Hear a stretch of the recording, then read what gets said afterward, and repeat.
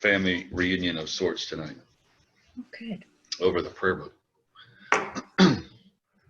So I'm going to ask us to pray. So let us pray. O Almighty God, who pours out on all who desire it the spirit of grace and supplication, deliver us when we draw near to you from coldness of heart and wanderings of mind, that with steadfast thoughts and kindled affections we may worship you in spirit and truth, through Jesus Christ our Lord. Amen. I like the words in that collect. Deliver us when we draw near to you from coldness of heart and wanderings of mind. Anyone have a guess as to why that's the opening collect for this section?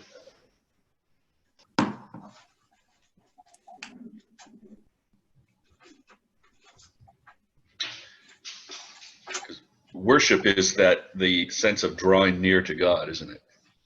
That's what we do in worship. So it's bidding us that when we come together to worship, that coldness of heart can go away, and we can be at least together for that time that we're in worship, of being in the same mind, in the sense that we're there to pray together and to worship God. Now, when we walk out of there, we may be of different minds about things, but at least for the time we're gathered in worship, we can be hopefully of one mind. And that's really kind of the beauty of the Book of Common Prayer, to help us to do that, to focus our attentions on that as we worship God. So that being said, I'm going to shut up and let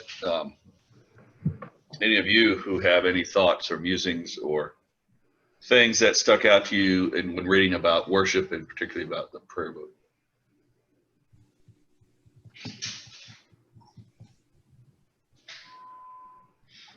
I think, having grown up Catholic,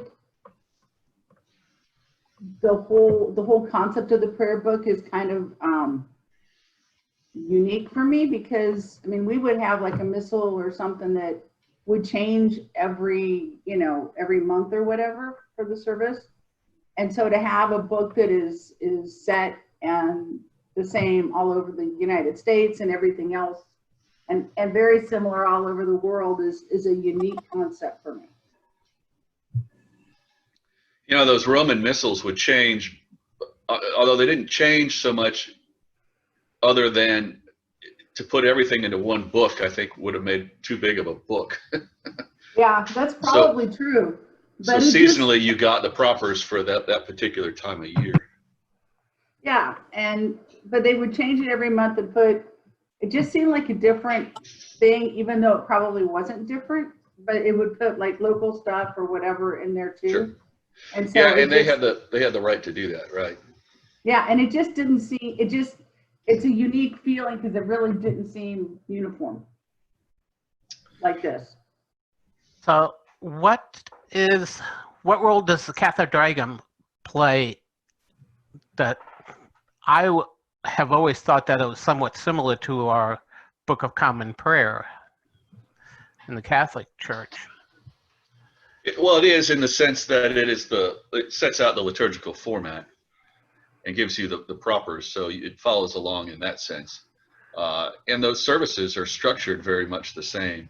Mm-hmm. Or what we call in the liturgical world, the shape of the liturgy is very much the same, where the pieces go. Mm-hmm. But we'll have different prayers. Interestingly, I did a paper one year in the doctoral program on the Advent collects. Imagine writing a whole paper on just the Advent collects. I can see your excitement and thrill level rising right now. Actually, it was a lot of fun to do. But what I did is I looked at the sources for those collects. Of course, looking at what we use in the prayer book, it's just 4 collects we're talking about. But mm-hmm. tracing that back to the Roman missals from the early church, and I even compared it with the Lutheran Book of Worship and the history there to see where it coincided, where it differed. And of course, in the Roman missals, everything was in Latin. Right. We had these Latin prayers that had been written over the centuries, and these collects that we used during Advent. And when everything kind of got boiled down to Advent being only a period of 4 weeks, because remember, Advent used to be a longer period of time. Now that it was boiled down to just 4 Sundays, where do we pull the collects and which ones do we use? And when Cranmer put together the Book of Common Prayer, he was really trying to get away from Rome.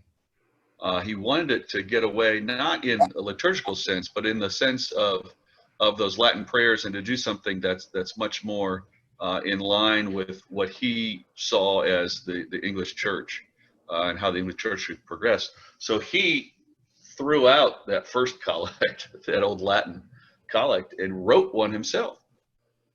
So our collect in the prayer book for the first Sunday of Advent was written by Cranmer specifically for the 1549 prayer book, and we have kept it ever since. Without looking at my paper, I'd have to look at my paper. I want to say the Lutheran Book of Worship, in one of its changes, incorporated that prayer as well. Took on Cranmer's. Of course, the Lutheran Book of Worship also contains several items from the Book of Common Prayer, as it is now, the form as it is now. But then some of the other collects are still the old Latin collects, although they'll reverse order. Like we'll use one for the 4th Sunday of Advent that Rome uses for the 3rd Sunday of Advent. So it's just kind of funny how they're all there, but we all look at them differently, even though we're supposed to be reading the same propers and doing the same preparation. The words just speak differently. So it's pretty interesting. If anyone ever feels like they need some sleeping material, you can borrow that paper. But remember, as we talked last week on the history, there was a concept of an English church already alive in England at the time of the Acts of Supremacy to start the Church of England. So Cranmer just sort of built on that, of what was already there, these English liturgies, particularly the Sarum Rite, to incorporate into his first prayer book, or what, remember, we called the first book of Edward Edward the Sixth, Edward the Seventh? Because these would have been after Henry. And Henry, remember, didn't allow English outside of the Lord's Prayer. I'm just curious, when you did a paper like that, I would imagine the computer was of little value to you. Did you not have to research that back to the more or less the original verbiage and original writings? Oh yeah. Mm-hmm. So that would have been a lot of work, then, it seems to me like. It is. It's a lot of work, and I had some places on the internet that I could go to for that. I had access to the Vatican Library. Oh, wow. I had access to some other things to be able to look up some of those documents, but I also had the School of Theology Library, which had a ton of that stuff too. So I could just spend hours in there getting lost in that research. But yeah, the internet alone didn't. You have to go to those specific places to find some of that stuff. But also you can look at prayer book commentaries. We have a commentary, Marion Hatchett, who was the liturgical head of liturgics at Swanee for a while. He wrote a very well-known book, the Commentary on the American Prayer Book. And so those commentaries give you history too, and they'll point you to the original sources, so then you have a place to go. Sorry, they'll point you to those original sources, so then you have a place to sort of direct your energy to go and find and look up where these come from, or who may have written them, or how they might have been put together. Yeah, it's a lot of work, but it's fun when you as is any research. When it's something you like, it's fun. When you don't like it, it's awful. Well, Andy, was the Book of Common Prayer the only true prayer book of the Protestant, or was it just the first one of the Protestant faiths that were breaking away from Rome and its theology. A part of course, one of his major problems with the church with the Catholic Church was its attachment of giving to the church to amend for your sins. Indulgences, right. Indulgences, And so Calvin and Luther, Calvin is 1500, right? I mean, he's around the same period of time. Right. Yeah, Calvin, Luther, Zwingli, John Knox, yeah. But the prayer book was really the first one, and the first one for a long time, that tried to provide an order of service that was of that theology, that departure from Rome. I would say Luther probably being the first to at least make an attempt at it. Am I freezing up here? Luther really kind of being the first, because Luther would write these liturgies to be used. But remember, Luther was not trying to create a new church. He was trying to reform the Roman Catholic Church. And so he took it upon himself to write these services, which eventually became part of the Lutheran Book of Worship, but they almost were more regionalized, whereas Cranmer says we are not Rome. We're not trying to reform Rome. We are the English Church, and this is how we're going to do it. And we need something that brings us together as the Church of England so that we're all on the same page. So in that sense, yes, he created it, but he created it for England and for the immediate need there. What happens is, as colonialism begins and England begins to go out and colonize, they take it with them. And so it becomes then worldly in the sense that we're using the same book that England uses, and then we're adapting it to fit our local needs and culture. So the spine of the book, the guts of it isn't different, but some of the ways we utilize it and things we might add into it, special prayers, special ceremony, whatever, to fit our local needs, becomes the norm. And so the book as a whole is similar, and it all draws from that same Book of Common Prayer. So I would say yes, in terms of outside of Rome, the first one on a world level within Anglicanism to be a common book that everybody used. Well, and Andy, I think, a women's Bible study just recently finished studying Jeff Lee's book on opening the Book of Common Prayer. And it seemed to me one of the things he said was that part of it was that it put prayer and the church and all that, as you say, in common. I mean, it was for common folk. It wasn't just for the priesthood. Right. Where for Rome, I mean, Rome, it belonged to the priests, and this really opened it up, which was a very Protestant approach to it. Yeah, it was to put the worship into the hands of the people, so that they had a place to partake within it. So it wasn't just the priest doing it and the people listening. Now, you still had a lot of that, even in some of the older prayer books, where you think of some of these old large cathedrals that were still sort of market centers for the town, and there might be people selling livestock or people trading goods in there, and a service going on, and bells would be rung to indicate that something sacred was happening. And everyone would stop and they would fall on their knees while the bells rang, because they knew it was an important moment. But they weren't actually so much participating in it. And as the prayer book evolved, that became more and more of a thing.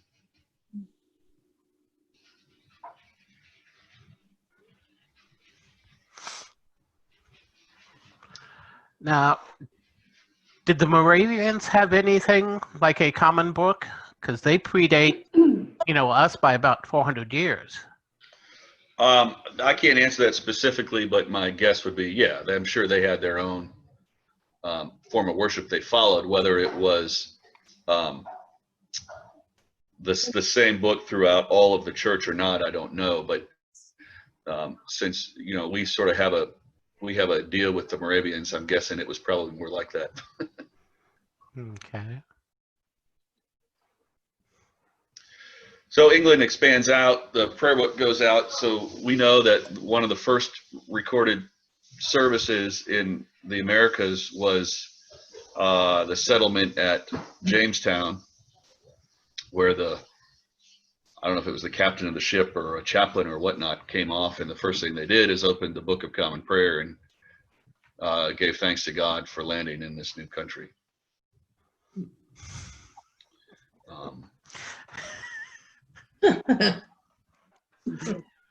And the Episcopal Church is still sort of you can't really say this, but you can kind of the official church of the Commonwealth of Virginia, or the first diocese of the church anyway. That's really sort of the original diocese of the American church.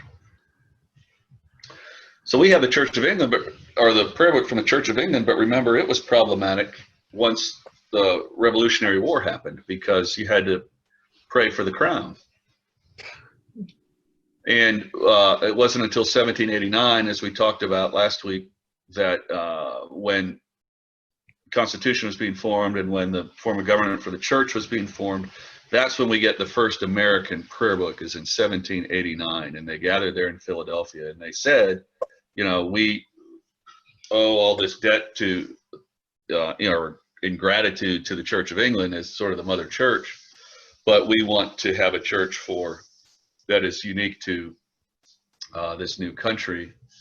And it's more or less the same prayer book. It just changes those items that talk about the monarchy and changes it to the state and civil authorities and things like that. So not a whole lot changed in terms of content of that book, but they write in the preamble that, you know, the prayer book is a living book that should be adapted and changed as needs of the church change. But it should be adapted and changed within the councils of the church and not by the whim or feelings of one particular person or one particular group, right? And that still is the way it is today. So prayer book revisions are not looked upon lightly, and it takes a long time for them to happen. And they have to be done through legislation at the national level or at the General Convention of the Church. And since it's a prayer book change, it has to be done, it has to be voted on at 2 consecutive conventions in order to officially make the change. And so we are currently, the prayer book we use now is officially the 1979 Book of Common Prayer, which would have first been introduced at Convention of 1976. It passed in 76 and then passed again in 79, and so then gets named 79. Same was true with the 1928 prayer book. It passed at the 1925 convention and then passed again at the 1928 convention. And Why do they have to go through twice? That's just the way the rule was set up, to make sure that, because once it passes the first time, it goes into what we call trial use. So it allows you some time to test it and live with it, and then come back together and decide, do we like it or not? Okay. And so I think it was done purposely so that we couldn't just force something on anybody or make a quick change that, you know, we'd have to live with it for a while and then get the final decision on it. But most of us can remember the change of the 1928 to the 1979 prayer book and all of the upheaval and arguments and things that went with that. And I was told in church history classes and in liturgy classes that was nothing compared to the change from the 1892 prayer book to the 1928 prayer book. that was even worse. I know in this diocese, Bishop Vogel at the time forced a cold turkey change. He said on Advent 1, 1971, you will use the new prayer book. But there were for years churches asking, getting special dispensation to have 28 services as a 28 prayer book. St. Andrews for years had it out of their noon liturgy on Sundays. They had a specific noon liturgy on Sundays where they used the 28 prayer book for years afterwards. And to be honest, how many of you, raise your hand, remember the 28 prayer book? I'm Candy, old enough you do? to, I was baptized under it, but I'm not old enough to remember it. So, And Andy, it was one thing that I don't know, I was communicating actually just a couple of days ago with Sue Summer. We were exchanging emails and she was saying, how is it going with us? And I said, for me, I'm finding our worship that we do on Sundays, I'm much more comfortable with it than most people I know. And that is because I came up in a morning prayer church. And so this is all so familiar to me. It's just deja vu all over again, and I love it.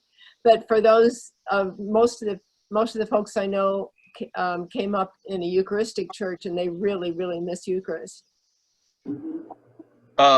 Yeah, and what's interesting is when the 1979 prayer book was put together, the concession was the addition of Rite 1. And Rite 1 is more or less the 1928 services.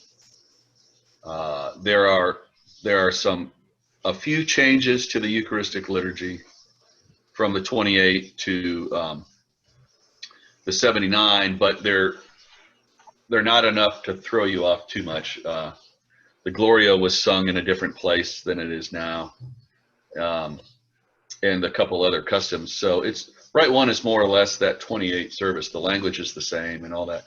But you're right. In the one of the big things going from the 28 prayer book to the 79 prayer book was a shift in theology.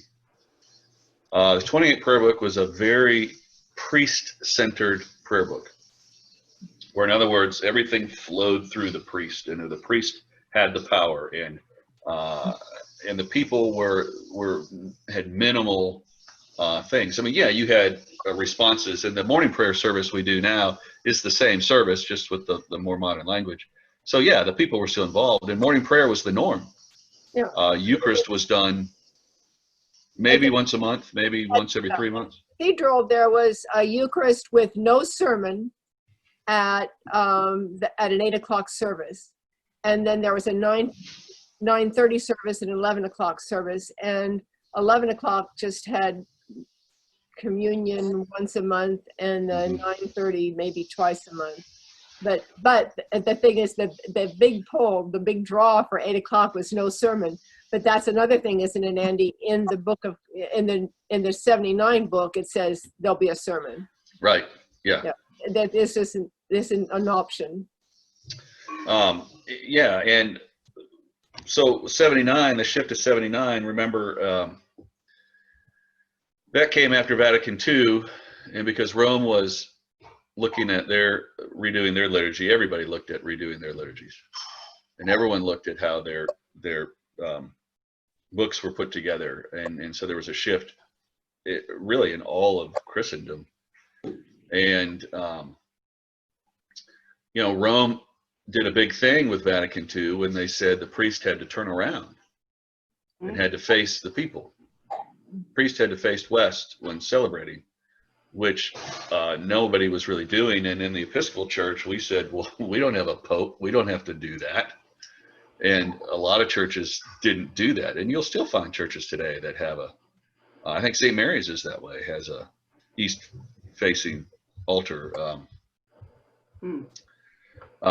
We weren't required to face west, but I would say the norm today is that people do. And there was a lot of places that either built second altars or pulled altars away from walls. But remember, altars didn't always used to be against the wall. That was Archbishop Laud in the Church of England shoved it up and put a rail around it to keep the riffraff out. To sort of say, this is the sanctuary, this is the most sacred spot in the whole building, and only the clergy can be up here. So there's a lot of history tied to that. That's not all positive.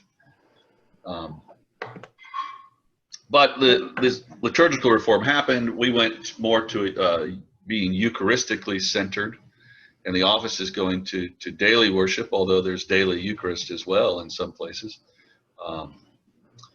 And the placement of the liturgies within the prayer book changed. And what you find, now we talk about the two great sacraments of the church being baptism and Eucharist. What you find in the smack dab in the center of the prayer book are the services of baptism and Holy Eucharist. So we've centralized it in our theology, and now we're centralizing it in its placement within the Book of Common Prayer, and everything sort of builds and feeds off of that.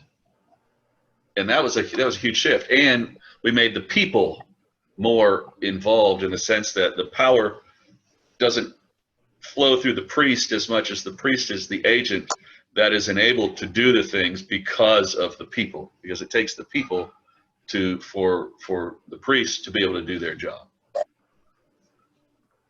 And that helped get away from the idea that you could have private masses and priests could go off and do things by themselves for whatever crazy reason it might be. And we said, no, you can't do that.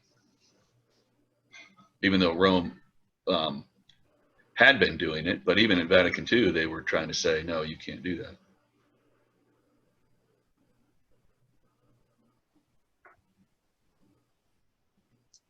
So, Andy, the movement of the altar was actually to cause the priest to face west. I'd always been under the impression, I don't know if I was taught it or just assumed it, that it was to have the priest or pastor face the congregation. Well, that is the congregation. Yeah, but rather than face west, but to face the congregation. Yeah, because their place is in front of the people. And when I say face west, that's what I mean, to face the congregation, not face east, which would be towards the altar. Right. In church architecture, Jim, they talk about where the altar is the east part of the church, and it's just called that because altars were almost always in the east, plus the east was where the rising sun was. Right. So even if the church is on the north side of the building, liturgically you say that's the east part of the church when sometimes you're talking about stage directions, for want of a better term. Those You are talk Linda's about the altar kinds being of- on the east part. Well, you talk about the altar being on the east side of the church. Thank you. Yeah, so facing west is just, that stage direction, which means you're facing the congregation, right? We did when I grew up in, they dropped it in the middle, the altar. Yeah, but you're still It was in the facing. back. Oh yeah, no, you only You're still face half facing of the them. people, but then you But put yeah, it in the middle.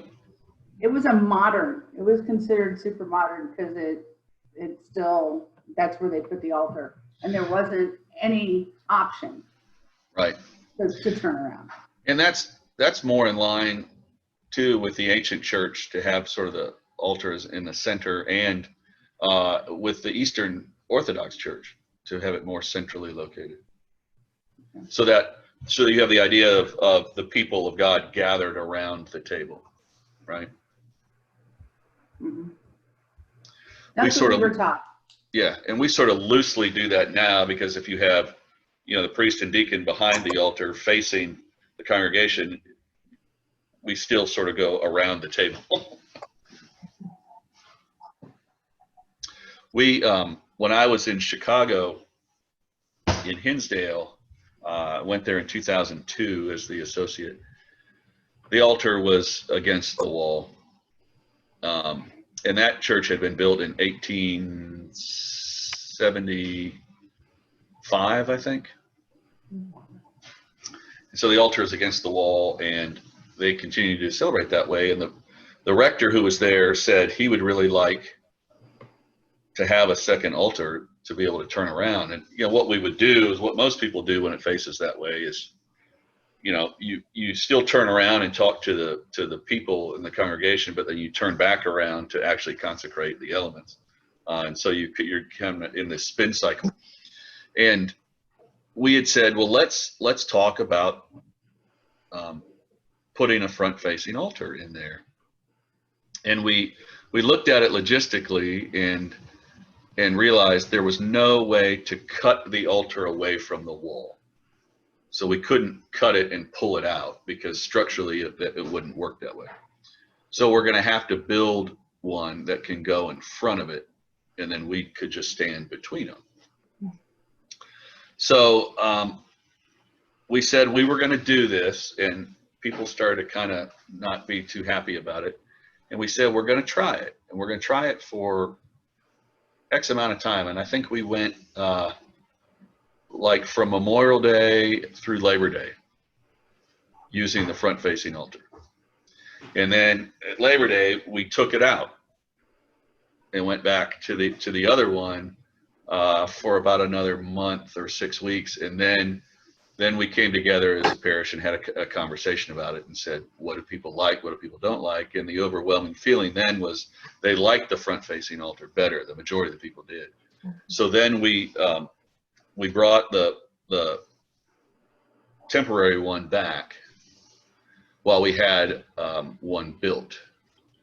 We brought an artisan in who took very detailed drawings of the main altar that was against the wall and recreated it in a freestanding form that was open in the middle so that you could see through it to still see the carvings on the old altar and all that. So when you put it there and there was nobody standing behind it and you were in the church, it looked like it has always looked. It didn't change the thing. And what we found out was that was the biggest concern of the people, is that it would change the look of the parish. And it didn't until you saw someone step behind it and you're like, oh, there's two altars up there. And it worked really well. And the temporary one I actually built in my basement with plywood and 2x4s. But it worked, and we educated people on it. And I remember one of the comments said they didn't like it because they felt like the priest was doing a cooking show. Oh. I don't want to watch the priest, doing all this stuff. You're supposed to turn around and do it. I don't need to see you cooking.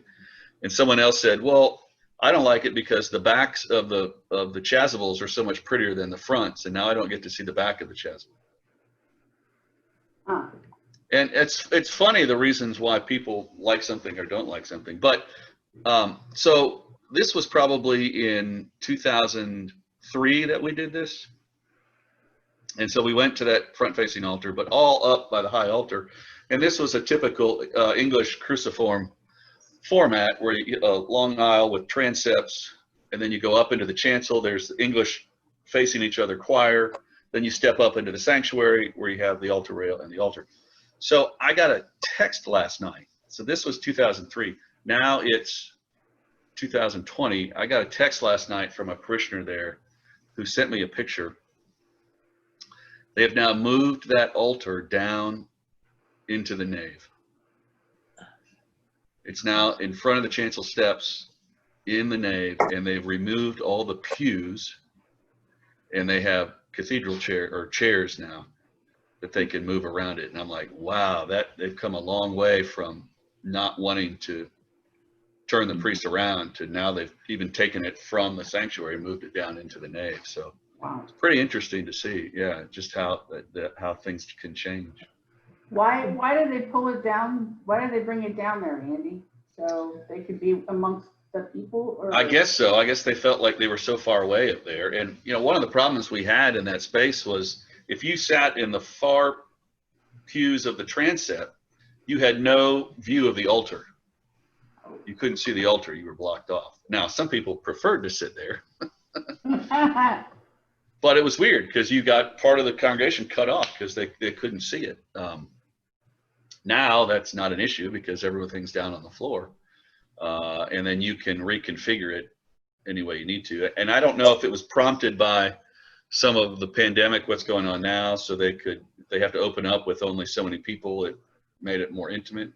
I don't know, but it's been a permanent change. It's interesting.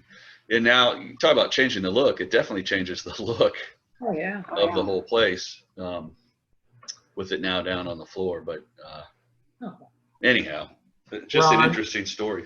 Yeah. Ron or Candy or anybody that knows the story, when was our altar, when was that freestanding altar placed in our sanctuary? Candy, do you I was know? wondering the same thing. Okay. When Earl Kavanaugh came, at the time prior to Earl Kavanaugh, And we can go, I don't know, somebody can figure out that year. 76, 77, something like that. Yeah.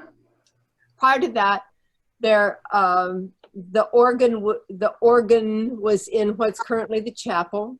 The organ console was over by the working sacristy door, and then facing each other, parallel to each other, were the choir pews were all in the chancel. That's why it's called a chancel, because you sing there, I guess. And then past that, kind of where the bottom steps are that go up to the reredos, that was more or less where the altar rail was, which is past the choir.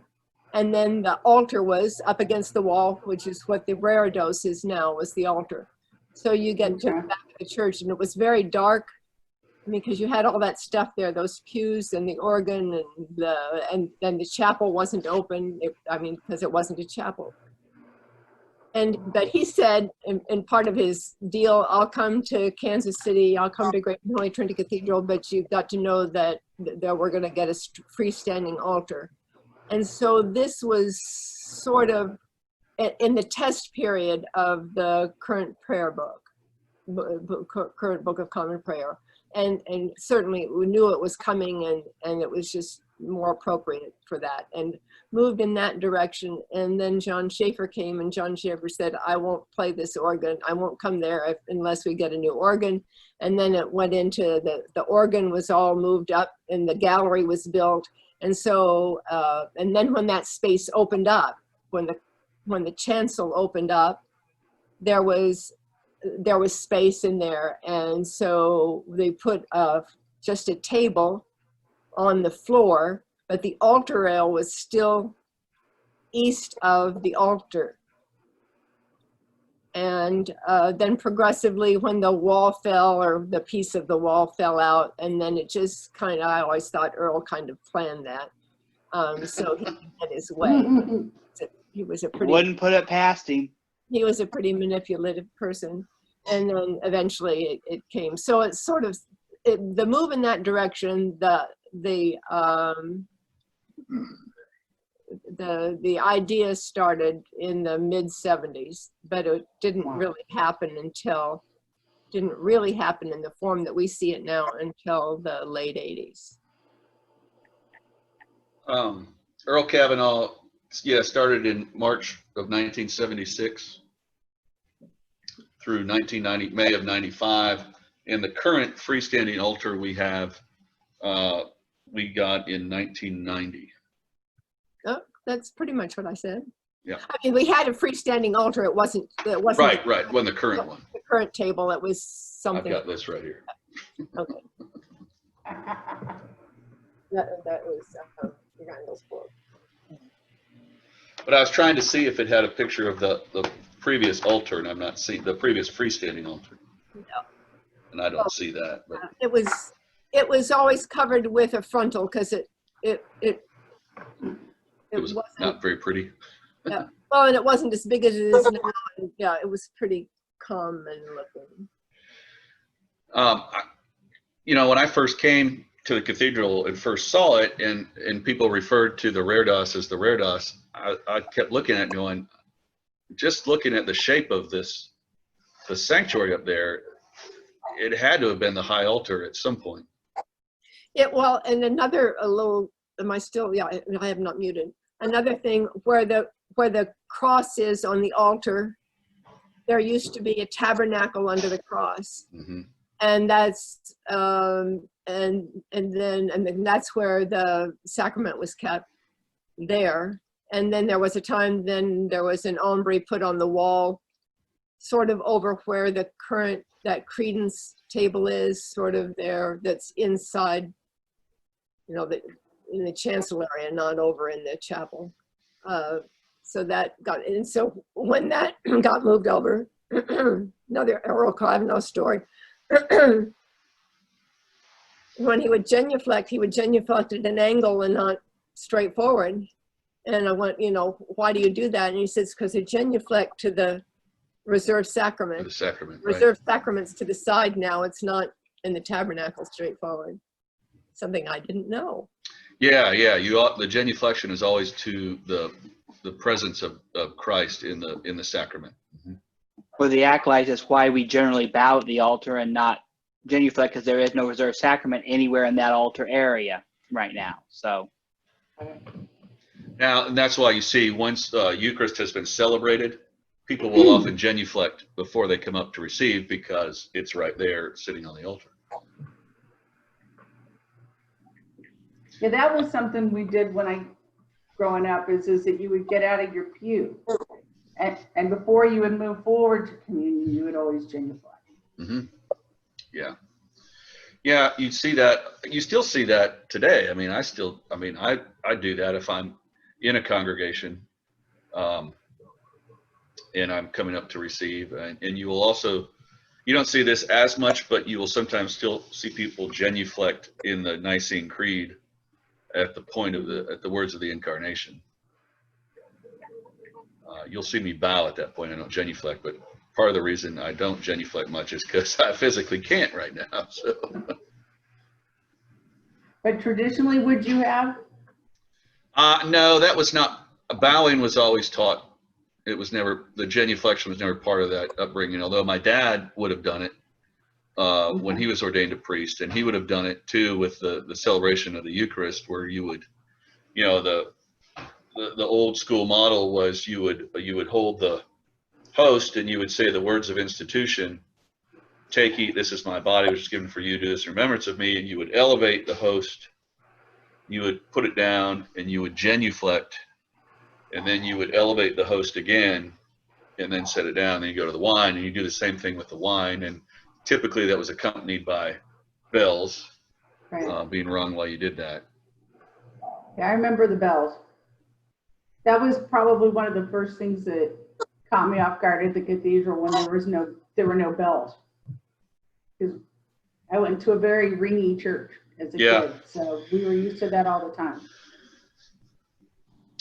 And the bells don't add anything to the action that's taking place. It was just a way to draw people's attention to it. St. Mary still uses the bells. Yeah, and a lot of people do. Even if they don't do the genuflection and elevation, they'll still ring a bell maybe, and that's a carryover from the more high church side of things. Yeah, and there's nothing wrong with it. It's just it isn't necessary, but some people do it because they like it. You can't have bells and smells without bells. Well, right. Did anyone in this section today, did anyone attempt the scavenger hunt? I did. I completed it. That was probably my last one. How do you think you did? Oh, probably pretty bad, but it was still a lot of fun. Has anyone printed that stuff out that you can see it and look at it? Yeah, I've got it in front of me. Here. Yeah, let me try something here. This one from last week. All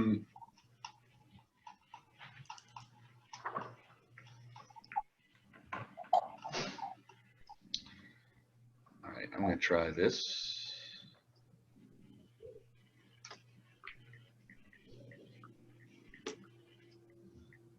There it is.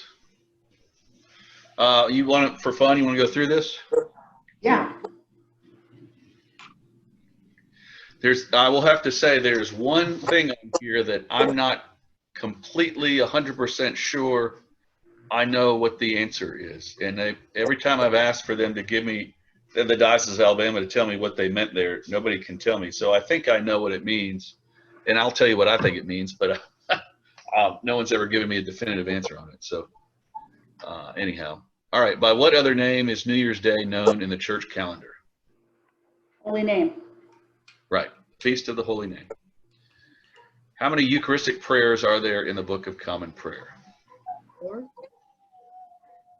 4. That 2. one confused me. I think there are 8. Yes, there are 8. There are 2 in Rite 1, 4 in Rite 2, and 2 in what is colloquially known as Rite 3, or the order of service for a celebration of communion without using one of those rites. What was that last one, Curtis? There is something that is colloquially known as Rite 3. It's basically a form for celebrating the Holy Eucharist. Okay. And it's generally used weekdays or I've seen it used at church camps where you can have a little more free form with the service. But it includes 2 Eucharistic prayers that are used in that specific situation. If anyone has a prayer book in front of them, it's found on page 400 of the prayer book. It's called An Order for Celebrating the Eucharist. And Curtis was exactly right. It's a more free form setup. Like if you were at a retreat center and you were just sitting around a table, you could, this works well for that. And there are 2 Eucharistic prayers associated with that. And I think they just call it, yeah, Form 1 and Form 2. As opposed to Prayer 1 and Prayer 2 in the Rite 1 service. So 3, who should be notified when a person is near death? Minister of the congregation. Right. So does that mean, that means it could be a deacon? Or when it says minister, it doesn't say priest or rector or? Yeah, well, if you inform a deacon, then they're going to inform the rector. Okay. It says the minister of the congregation, which would mean whoever the head minister of the congregation is, be that a deacon in charge, a priest in charge, a rector, a dean, a bishop, whatever that may be. Explanatory. How many psalms are there? 150.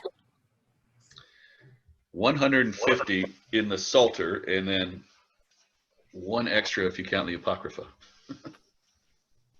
But yes, 150 traditionally. Apocrypha has 150 first Psalm. On what date is Easter in the year 2044? April 17th. Mm-hmm. What was that? April 17th. 17. Be on Sunday. On Sunday, good bud. 2044, it is, yes, April the 17th. Good job. That's on a table in the back of the prayer book. I'm looking on page 883, and it tells you the date of Easter Day through the year 2089. Because we know the lunar calendar, and we know what Sunday will fall after the first full moon, etc.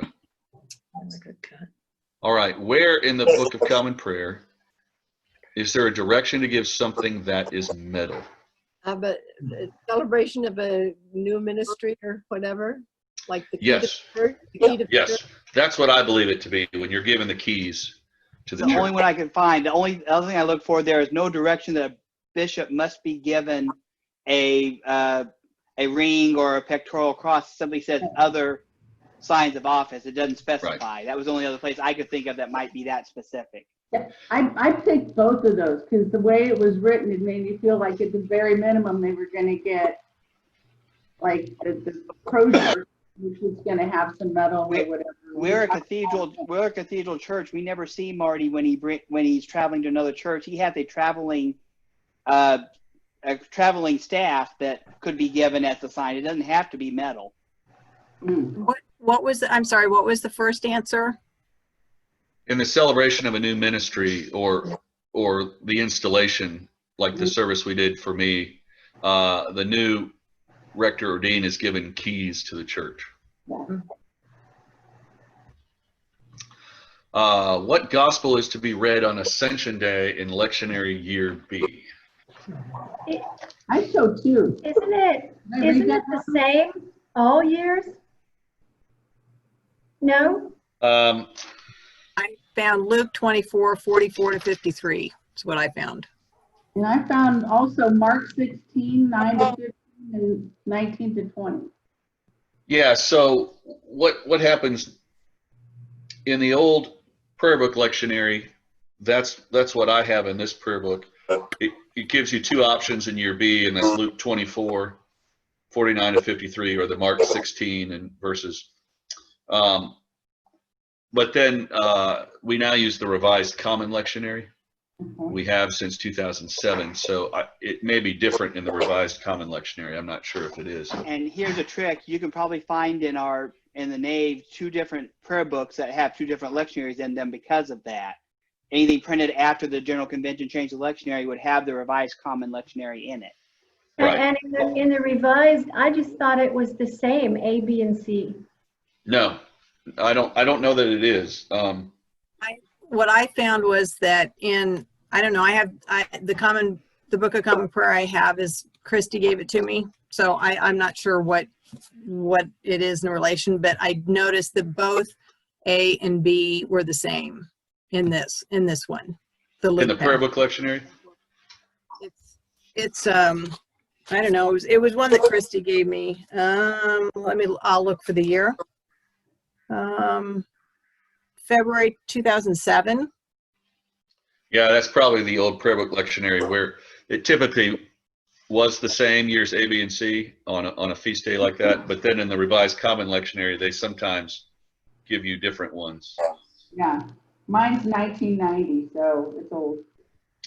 So I'm looking at the lectionary page for Ascension Day for this year, year A, although this year A, not year B. And it has Luke 24, 44 to 53. So same chapter, slightly different verses, but again, that's year A. Let me look in 2021, which will be year B.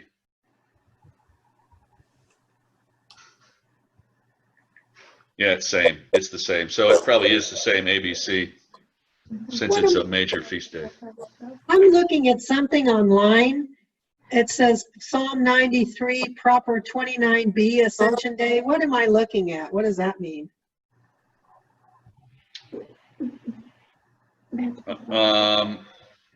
Well, tell me where you're looking. What page are you I'm on? on the lectionary page. Okay. And it says reverse lectionary. And it's Yeah, got a list. The What is lectionary that is a somebody puts that out. I don't remember who it is, but they show for each scripture what day it's on in the lectionary. So in that case, whatever psalm you're looking at, that psalm is read on those days in the church lectionary. Oh, right. Yeah. Oh, okay. So it's Ascension Day or proper 29b, which would be last Sunday of Pentecost in year B. Okay. But to look at the regular lectionary, you look at the calendar, is that right? Yes. Yeah. Not the reverse lectionary. Okay.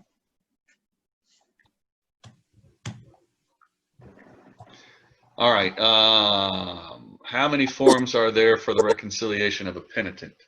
2. 2, correct. Form 1 and Form 2. Mm-hmm.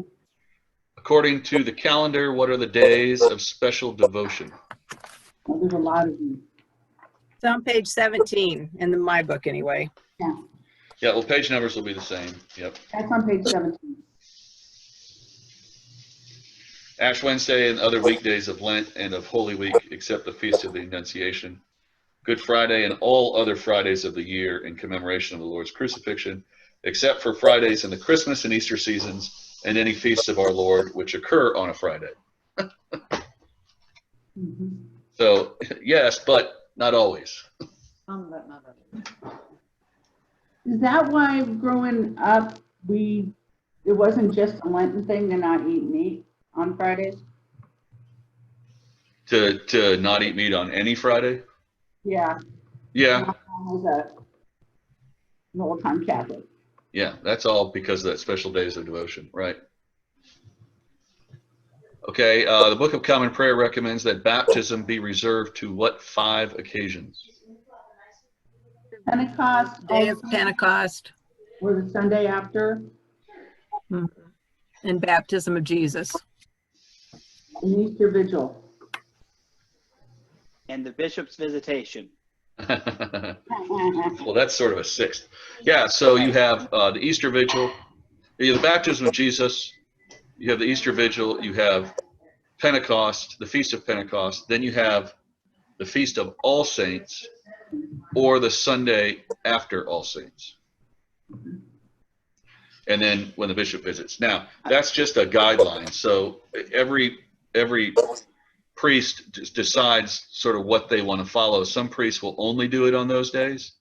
I don't do that. I try to steer people to those days, but I'll do it pretty much on any Sunday with the exception of during Lent.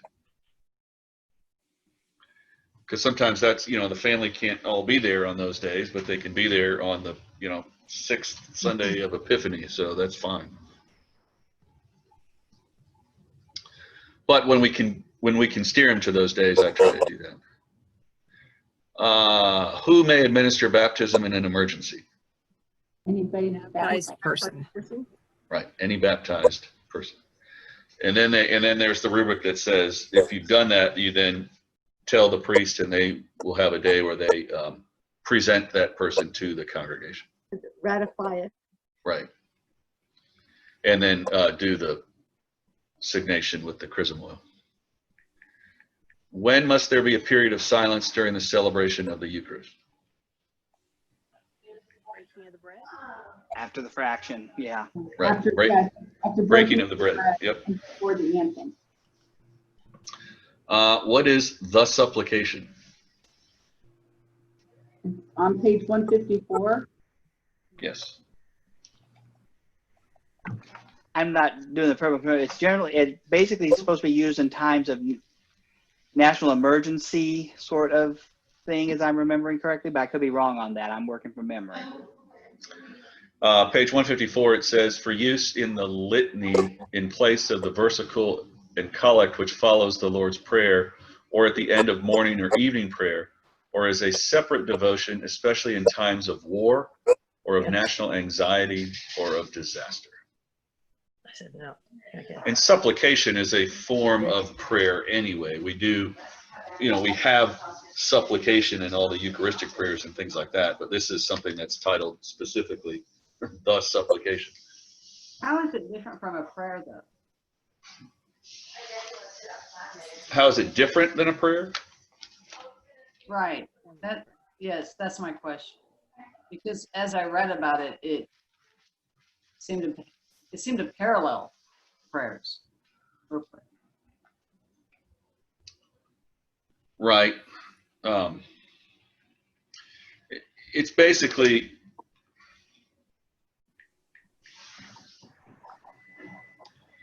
it's not different from other prayers necessarily. It is specifically only sort of using supplication rather than including other forms of prayer as well, as in adoration or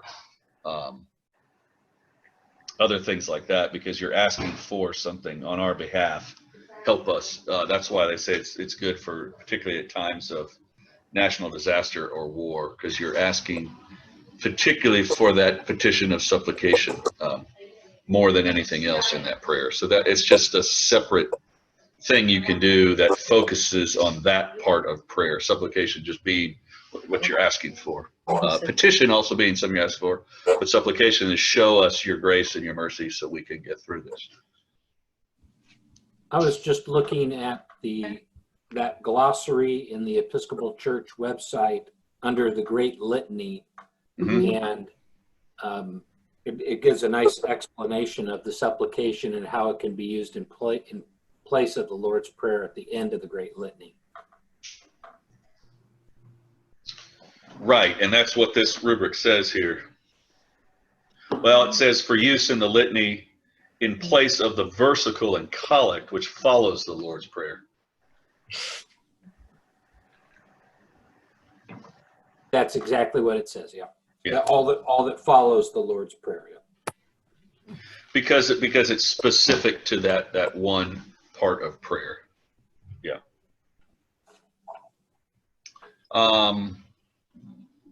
Where is the general thanksgiving found? Morning prayer before closing. And evening prayer. And evening prayer, yeah. I also found it on page 836 on the prayers of Thanksgiving. Yes, yeah, as under prayer to Thanksgiving. But I think what they're referring to here is specifically what is said at the end of morning prayer and evening prayer. I had that too. I just saw this other one and thought, I wonder what you do with it. That's just those special prayers that's just a prayer you can use at any time. So it's a prayer for general thanksgiving at any time in your own private prayer. Got it. Thanks. What 6 areas must be covered in the prayers of the people? The universal church, the nation, the welfare of the world, the concerns of local community, those who suffer, and those in any trouble, and the departed. Right. Right. All laid out on page 383. And so the way the prayers of the people section of the prayer book is laid out, what they want you to do is to write your own prayers that follow these guidelines. And then it says, but if that's not possible, then here you can use one of these forms listed here. So I do think it's better when you're saying the prayers of the people, that they come from the people, that we actually write them. And I would like to put a group together to help do that. I know when Christy was here, she helped do that. We're using one of the forms right now because I'm not able to just sit down and write those prayers right now. But it's helpful to have a committee or a group that can come together and work on those, so that it's not just, what I think we should be praying for, but a collective idea of what we should be praying for within these guidelines. So that's something that you'll see coming. Because we had a group that used to do that, didn't we? Yeah, you did. Yes. Yeah. And the youth group has always taken advantage of that on Youth Sunday too. They write their own each year for Youth Sunday. So I'm painfully aware of that, Curtis, since I had to recording it this year. Okay. yeah. I think the very first Sunday we live streamed from the cathedral, which was the week after I FaceTime or Facebook Live from my kitchen. When we live streamed from the cathedral, I had written the prayers that we used that day. And then we used a litany that we got from somewhere else the next week, and then we've just been using Form 3, and I've been adding in the prayers that people have sent in. So.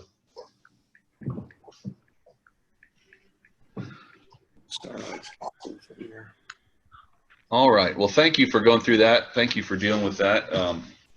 I thought it was kind of fun in a nerdy kind of